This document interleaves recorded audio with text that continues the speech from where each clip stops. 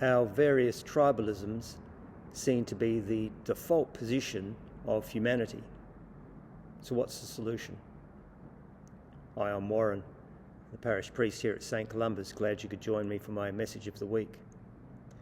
Any reading of human history shows our tendency towards tribalism, ways of organising ourselves or grouping ourselves together, while not necessarily a problem, seem to end up as tribalisms that pit one group against another and add to our disunity as a human family.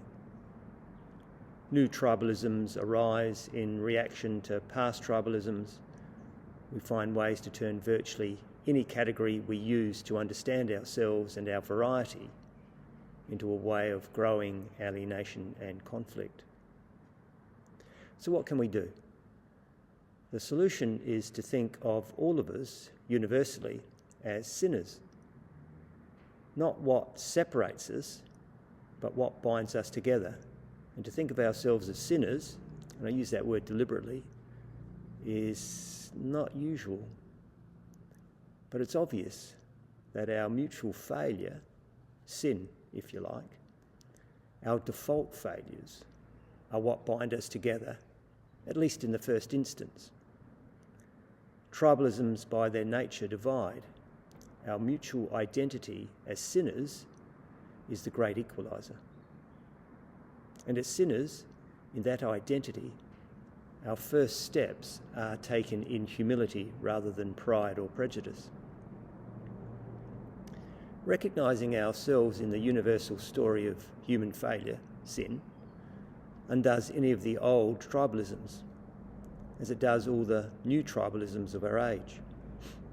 I know proposing a universal identity sits uncomfortably with the current desire to fragment into multiple identities. Proposing a universal identity as sinner is also very different than a hypothetical universal identity like we're all human.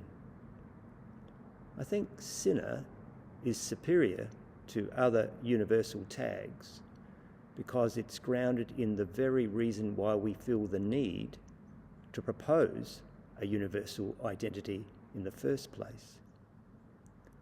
We want to transcend our tribalisms. But sinner doesn't leave behind the human failure we are trying to overcome, like other universal tags do leave behind the failure we're trying to overcome. If we say we're all human, well and good. But sinner comes directly out of the failure we are addressing and turns back to it with a solution that acknowledges the failure itself. And that's why I prefer the meta-identity of sinner.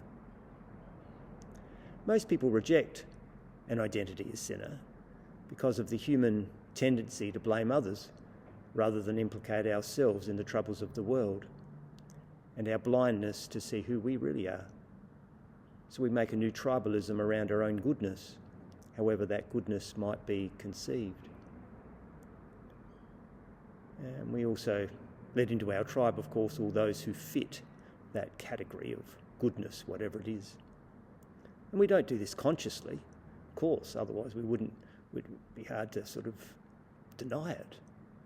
But we don't do it consciously, but we reject consciously the truth of our failure by rejecting the universal tag of sinner. Perhaps another reason why sinner as a self-identity is rejected is that we can't bear the idea that we are imperfect. Of course, we are all happy to say we are imperfect, at least under certain circumstances.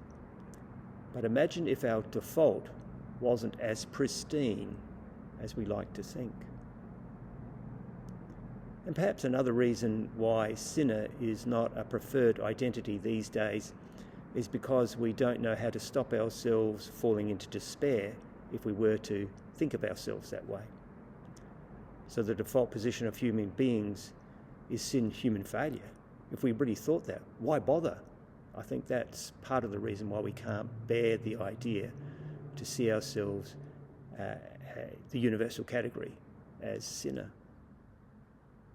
So we make up new tribalisms instead and perpetuate the cycle. More on how to know ourselves as sinners and how this can be one of the most liberating identities available. I'm going to talk about that in the next few weeks. There is one other identity that is true freedom, and I'll talk about that more as well. Thanks for joining me. Bye-bye.